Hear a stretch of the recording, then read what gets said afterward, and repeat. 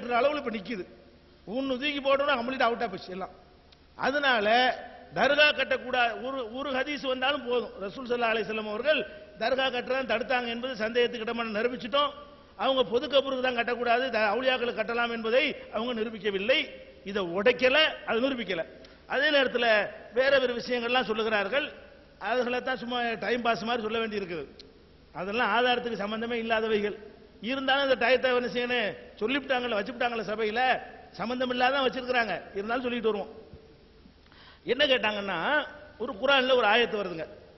அவர்கள் பாவம் ஒண்ணு கூட விட மாட்டான். அவங்க எண்ணத்தை அதனால கவனமா எடுத்து வைங்க. எதை சொன்னாலும் சரி, என்னுடைய தொகுப்புற நேரம் வரைக்கும் நல்ல டைம் இருக்கிறது. எல்லாத்துக்கும் நான் தான் நீங்க சொல்ல போறேன் இன்ஷா அல்லாஹ்.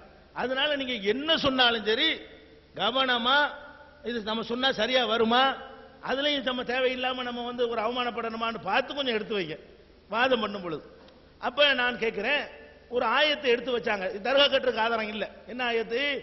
ஒலவ் அன்னகும், அவர்கள் இல்லளமும் அம்புசகும், தங்களுக்கு அநீதி இழைத்துக் கொண்ட பொழுது, ஜாவு அநீதி இழைத்துக் கொண்டு, ஜாவுக முகமது நபியே உங்களிடத்தில் வந்தால், அவங்க அநியாயம் செஞ்சுட்டு உம்மிடத்தில் வந்தால், ஃபஸ்தக்ஃபிருல்லாஹ, அவர்கள் அல்லாஹ்விடத்தில் பாவ மன்னிப்பு தேடினால், வஸ்தக்ஃபர லஹுமுர் ரசூலு, அவங்களுக்காக ரசூலும் பாவ மன்னிப்பு தேடினால், ல வஜதுல்லாஹ தவ்வாபர் ரஹீமா, அல்லாஹ்வை மன்னிக்கக்கூடியவனாகவும் இரக்கமுள்ளவனாகவும் காண்பார்கள் அப்படின்னு இருக்குது. இது தர்கா கட்டுறதுக்குள்ளது இல்லை. இதனால தர்கா கட்டலான்னு வராது. இருந்தாலும் அவங்க என்ன சொல்ல வர்றாங்க தெரியுமா? வேற விஷயத்தை சொல்றாங்க, தலைப்புக்கு சம்பந்தம் இல்லை.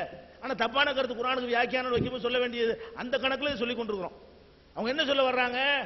அதாவது நம்ம பாவம் செஞ்சோம்னு சொன்னா நாமளும் அல்லாஹ்ட்ட பாவ மன்னிப்பு கேட்கணும், ரசூலுல்லாஹ்வும் பாவ மன்னிப்பு தேடணும். அப்படி இருக்குது.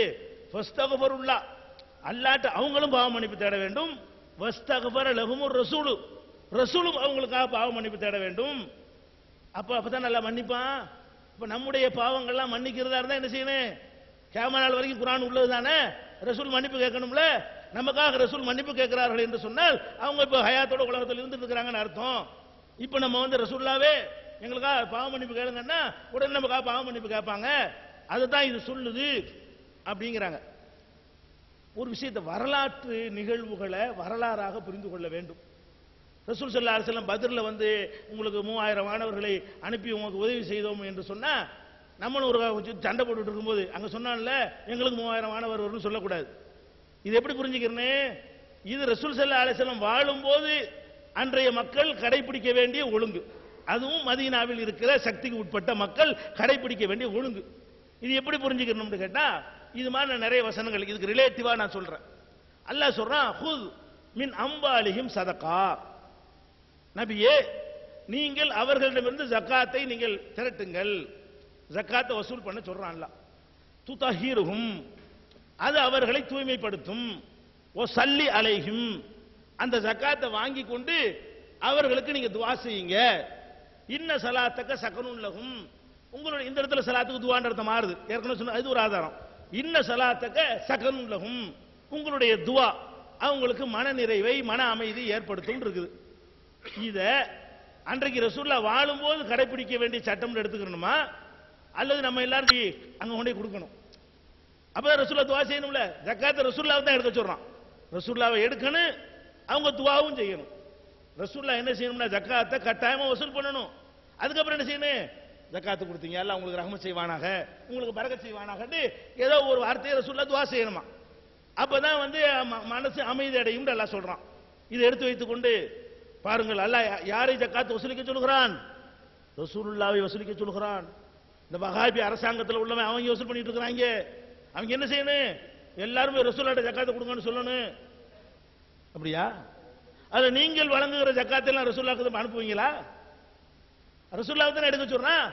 ரசூலுல்லாஹ்வை எடுக்க சொன்னா அதுக்கு என்ன அர்த்தம்? இன்னைக்கு எடுக்கிறாங்கன்னு அர்த்தமா? வாழும்போது எடுப்பாங்கன்னு அர்த்தம். அது இதை எப்படி புரிஞ்சுக்கிட்டீங்க? ஒரு வரலாற்றில் ஒரு நிகழ்வு நடக்கும் பொழுது வந்து உனக்கு அதை செஞ்சோம் உனக்கு இதை செஞ்சோம்னு அல்லாஹ் சொல்றான்னு சொன்னா, உன்னை வெட்டுனாங்கன்னு அதாவது காயப்படுத்தினாங்கன்னு வருது, ஹதீஸ்ல வருது. காயப்படுத்தினாங்கன்னா இப்போ காயப்பத்தோடு இருந்துருக்காங்க அர்த்தமா? அது வரலாற்றில் ஒரு தடவை நடந்த நிகழ்ச்சி, ஆறி போயிருக்கும். வாழ்கிற காலத்திலேயே காயப்படுத்தினால் வருது, ரசூலுல்லாஹ் ரத்தம் ஓடிட்டு இருக்குன்னு அர்த்தமா? வரலாற்றில் நடக்கிற சம்பவங்கள் எல்லாம் அந்த அந்த அந்த நேரத்துக்கு சொல்லப்பட்ட விஷயங்கள். நான் இன்னைக்கு ஒண்ணு செய்வேன், நாளைக்கு ஒண்ணு செய்வேன், இன்னைக்கு சொன்னதுனால இதான் கடைசி வரைக்கும் இருக்குன்னு அர்த்தமா? இதுல என்ன வருது? ரசூலுல்லாஹி ஸல்லல்லாஹு அலைஹி வஸல்லம் மதீனாவில் வாழ்ந்து கொண்டிருக்கிற காலத்தில் அந்த மக்கள் பாவ மன்னிப்பு கேட்பதற்கு 2 பாக்கியம் இருந்தது. நமக்கு அந்த ஒரு தான் இருக்கிறது. என்ன பாக்கியம்? அவங்களும் அல்லாஹ்விடத்தில் பாவ மன்னிப்பு தேடலாம். அல்லாஹ்வுடைய ரசூல் காலத்தில் வாழ்றதுனால போய் ரசூலே எங்களுக்காக நீங்களும் துஆ செய்யுங்களேன், இது கேட்கலாமே. நீங்கள் இந்த உலகத்தில் வாழுகிற மனிதர்கள்ட்ட கூட நீங்க என்கிட்ட கேட்கலாம், நான் உங்கள்கிட்ட கேட்கலாமே. அதுல ரசூல் ஸல்லல்லாஹு அலைஹி வஸல்லம் அல்லாஹ்வுடைய தூதர்கள் கேரண்டி கூட. இது சஹாபாக்களுக்காக பிரத்யேகமாக கிடைத்த ஒரு பாக்கியம். இன்னைக்கு வரைக்கும் நான் ரசூலுல்லாஹ் தான் பாவ மன்னிப்பு தேடணும், அவங்கள்ட்ட போய் பாவ மன்னிப்பு கேட்க வேண்டும் என்று அர்த்தம் செஞ்சா ஜக்காத்துக்கு என்ன செய்யணும்னு சொல்லுங்க. ஜக்காத் ரசூலுல்லாஹ் தான் கொடுக்கணும். ரசூலுல்லாஹ் தான் அல்லாஹ் எடுக்க சொல்றான். ஜக்காத்தை கடமையாக்குனால நீ ஜக்காத்தை திரட்டு எடு. ஹயாத் நபி தானே, ஹயாத் நபினா இந்த ஆயத்தை கடைபிடிக்கணும்ல. இந்த ஆயத்தை கடைபிடிக்கிறாங்க மக்களுக்கு என்ன சொல்லணும்? யாரும் இங்க ஜக்காத்து கொடு, எல்லாம் மதீனாவுக்கு அனுப்பி விட்டுறணும். ஜக்காத்து கொடுக்க கூடாது. ரசூலுல்லாஹ்ட்ட போய் கொடுத்துட்டு என்ன செய்யணும்? துஆ வாங்கிட்டு வரணும். சொல்லுங்க, இதுக்கு அர்த்தம் செய்யுங்க, அதையும் அர்த்தம் வச்சுக்கிருவோம். அடுத்து என்ன? அலாயின் அவுலியா சொல்லட்டுமா? அடுத்து சொல்றாங்க, அதாவது வரிசையா அந்த அவங்க சொன்ன வரிசையில் வர அவங்க பேச்சில் கவனிக்கலாம். நேற்று சொன்னாங்க பயங்கரமான வாசகத்தை.